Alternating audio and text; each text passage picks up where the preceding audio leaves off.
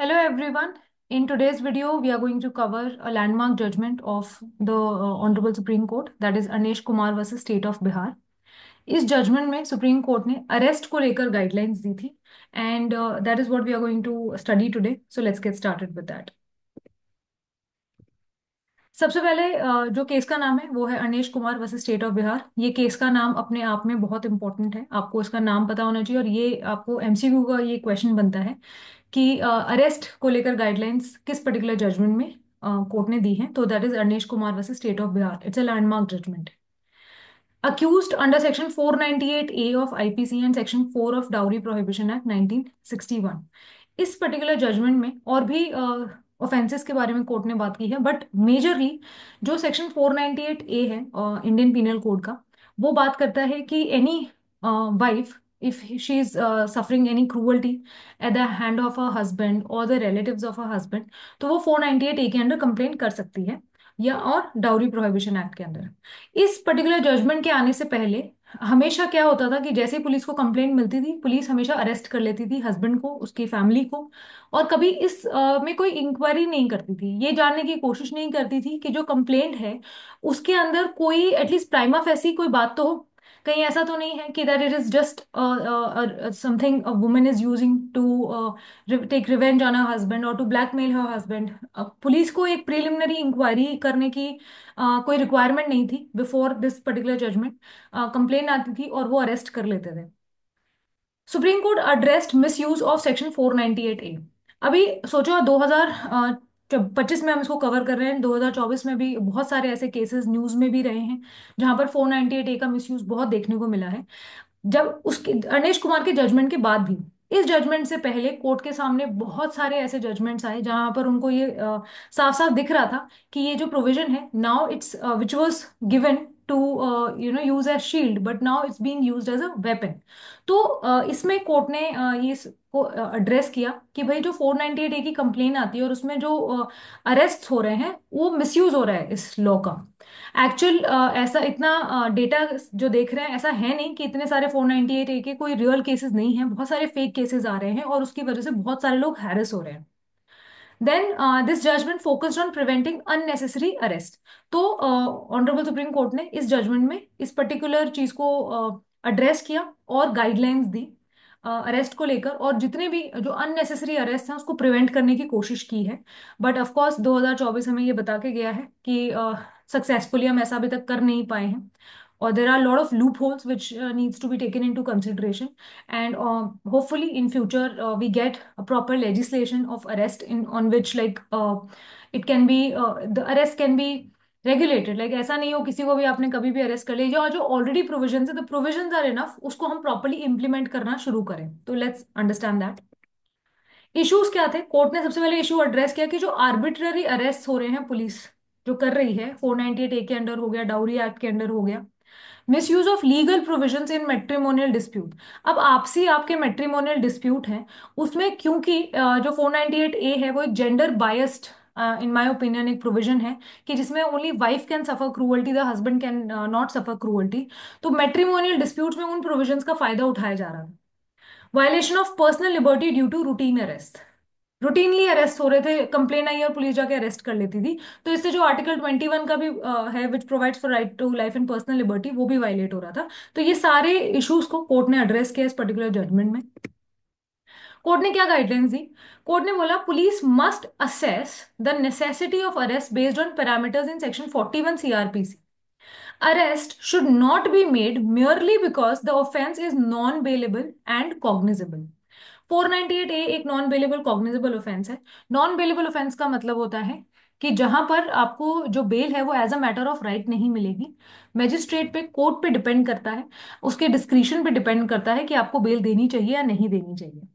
Cognizable offences वो offences होते हैं जिनमें पुलिस के पास अरेस्ट करने की पावर होती है विदाउट एनी वारंट, तो उनको मजिस्ट्रेट से वारंट की जरूरत नहीं होती and they can make the arrest. But जो सेक्शन 41 है सीआरपीसी का, वो काफी डिवाइडेड है इन 2-3 कैटेगरीज। तो उसमें एक अप टू 7 साल तक के ऑफेंसेस हैं, उसमें कुछ क्राइटेरियाज दिए हैं सेक्शन 41 में, जो पुलिस को फॉलो करने होते हैं, वो ऑलरेडी है, पुलिस को फॉलो करने होते हैं बिफोर मेकिंग द अरेस्ट।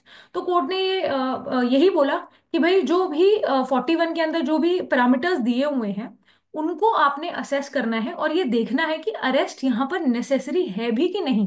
तो 41 को मैंडेटरी किया कि आपने जो 41 के अंदर पैरामीटर्स दिए हैं, you have to follow those parameters rather than just going and making arrest, वो आप नहीं करोगे।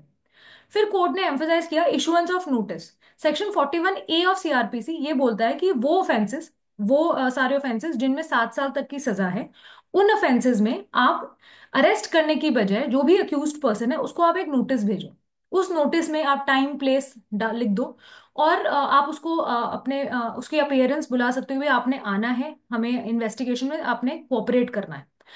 जो अरेस्ट है आप तब तक नहीं करोगे जब तक वो पर्सन उस नोटिस को कंप्लाई कर रहा है। आप जब बुला रहे हो, अक्यूज्ड आ रहा है, इन्वेस्टिगेशन में आपके साथ कोऑपरेट कर रहा है, सो यहाँ पे जरूरत नहीं है उसको अरेस्ट करने की। तो कोर्ट ने ये बोला कि भाई जहां तक जो 7 साल तक के ऑफेंसेस है वहां पर आप 41A का नोटिस सर्व करोगे, and if the person is complying with the notice you will not make the arrest. And अगर चलो उसके बाद भी ऐसा लगता है कि नहीं, जो इन्वेस्टिगेशन के बाद जो चीजें सामने आई हैं, it's important that we make the arrest, then you have to record reasons for doing it. But otherwise if the person is complying with the terms of the notice, then you cannot make the arrest. फिर court ने magistrates के ऊपर भी responsibility डाली कि उनको ensure करना है procedural compliance before authorising detention. कि मजिस्ट्रेट्स को भी ये इंश्योर करना है, जब भी उनके सामने जो अक्यूज है उसको प्रोड्यूस किया जाए, तो magistrate also has to assure that the police has complied with the all the Anish Kumar guidelines. Checklist for police officer, record reasons and findings before making an arrest.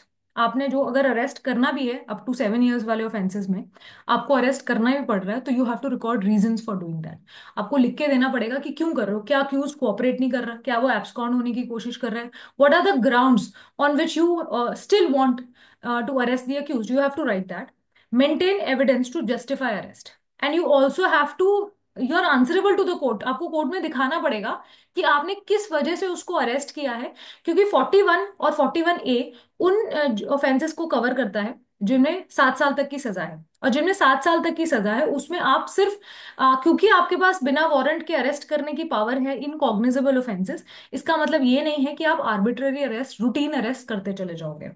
ठीक है, ऐसा बहुत हो रहा था, स्पेशली 498A के जजमेंट जो केसेस होते थे उसमें बहुत हो रहा था, कंप्लेन आती थी और पुलिस जाके अरेस्ट कर लेती थी, फालतू की हैरेसमेंट्स हो रही थी। ये हम 2014 की बात कर रहे हैं, तब कोर्ट ने इस चीज को रिकॉग्नाइज कर लिया था। ये पूरा डेकेड चला गया और अभी भी जो मिसयूज है वो कहीं इतना कम नहीं हुआ है। रीजन इसका बहुत बड़ा यही है कि जो पुलिस है, मजिस्ट्रेट्स हैं, they are still not very sure about Anish Kumar guidelines, और उनको इतनी अवेयरनेस नहीं है और उनको एजुकेट नहीं किया गया है, because the compliance it's very strong, right, the guidelines are very strong कि आप अगर आप प्रीलिमिनरी इंक्वायरी करें, प्रीलिमिनरी इंक्वायरी पे अगर आपको पता चलता है कि there is something, there is a reason to make an arrest, उसको रिकॉर्ड करो and then you can make an arrest. ऐसा नहीं है कंप्लेन आई और आप अरेस्ट करने लग जाओ और जो पार्टीज उनको हैरेस करो। बट स्टिल हम देख पा रहे हैं कि बहुत सारे ऐसे केसेस आ रहे हैं जहां पर ये अभी भी कंटिन्यूड है। Accountability measures, non compliance may lead to departmental action and contempt of court. तो अगर कोई पुलिस ऑफिसर है जो इन गाइडलाइंस को फॉलो करे बगैर ऐसे ऑफेंसेस 498 के अंदर उसके पास कंप्लेन आई, उसने जाके डायरेक्ट अरेस्ट कर लिया, तो उसके अगेंस्ट डिपार्टमेंटल एक्शंस लिया जा सकता है। तो इस यहाँ पर आप देखेंगे ये जो गाइडलाइंस है बहुत कॉम्प्रिहेंसिव गाइडलाइंस है, ये चारों तरफ से सारे जो जितने स्टेक होल्डर्स हैं उन सबको अकाउंटेबल कर रहा है। And this is a very beautiful judgment of the Honorable Supreme Court, protecting our constitutional rights, our fundamental rights, and even making things easier for the police officers and the courts as well, कि वहां पर भी filter होके cases जाएं, ऐसे cases ना जाएं जो फेक हैं और जिसमें मिसयूज हो रहा है इन प्रोविजंस का। Impact of the judgment, reduced arbitrary arrest, so जो आर्बिट्ररी अरेस्ट हैं वो थोड़े रिड्यूस हुए। emphasize the principle that arrest should be an exception, तो arrest is an exception, it is not the rule। Right. Anish Kumar guideline में court ने यही establish किया कि आपका काम अरेस्ट करने, जैसे कंप्लेन है कि भाई हम तो अरेस्ट करने चले जाएंगे, वो जस्टिस नहीं है। राइट, क्योंकि again we also know that innocent until proven guilty, right, that is also jurisprudential principle that we follow in India. तो arrest should be an exception, it should not be the immediate action.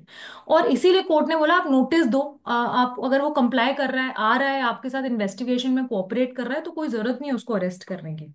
Highlighted the need for police accountability, क्योंकि अनिश Kumar guideline में ये भी लिखा था कि अगर police वाले इन गाइडलाइंस को फॉलो नहीं करेंगे तो उनके अगेंस्ट डिपार्टमेंटल एक्शन लिया जा सकता है। तो पुलिस अकाउंटेबिलिटी भी बढ़ी। Strengthen protection of personal liberty, ठीक है, ऑफकोर्स जब आपका इमीडिएट अरेस्ट नहीं हो रहा, आर्बिट्ररी अरेस्ट नहीं हो रहा, तो आपकी पर्सनल लिबर्टी की राइट भी अपहेल्ड हो रही है। Non compliance by law enforcement, ये one of the biggest challenge है कि जो लॉ इन्फोर्समेंट एजेंसीज हैं, जो सारे स्टेक होल्डर्स हैं, वो इसको इतने स्ट्रिक्टली कंप्लाई नहीं कर रहे हैं। ऑफ कोर्स अगर आपको लीगल अवेयरनेस है, लीगल नॉलेज है, आप अपनी बात आगे रख सकते हो, तो आपके बचने के चांसेस ज्यादा हैं। लेकिन एक एवरेज इंडियन जो है, उसको इतनी लीगल अवेयरनेस नहीं है, अपनी राइट्स के बारे में इतना नहीं पता।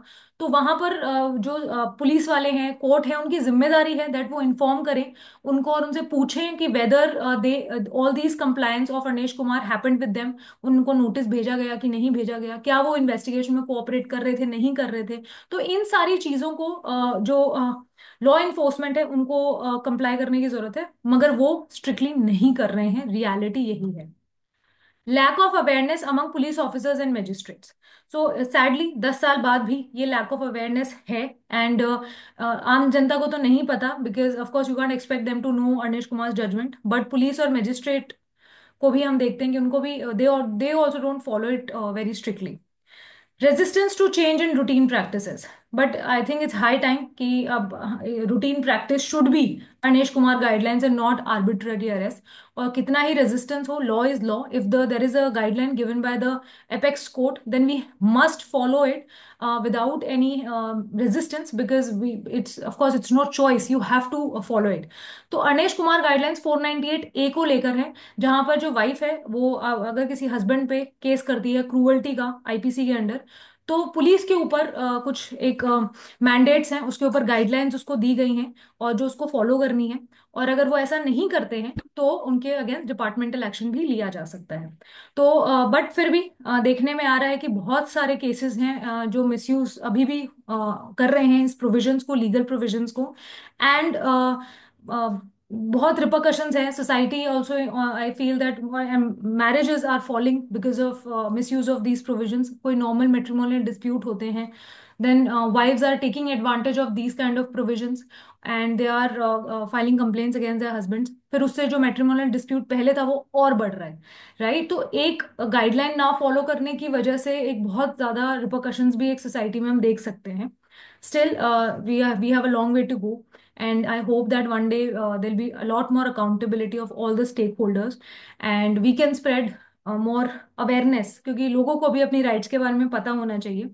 So this is what Anish Kumar guidelines are all about. You can there's a little trick, 498A है, so A for Anish Kumar also, so you can always remember it. आप connect करके इसको याद रख सकते हैं। It's a landmark judgment और हालात ऐसे हैं कि हमें मालूम भी होना चाहिए इनके बारे में, right. So this is it for today, thank you so much for watching.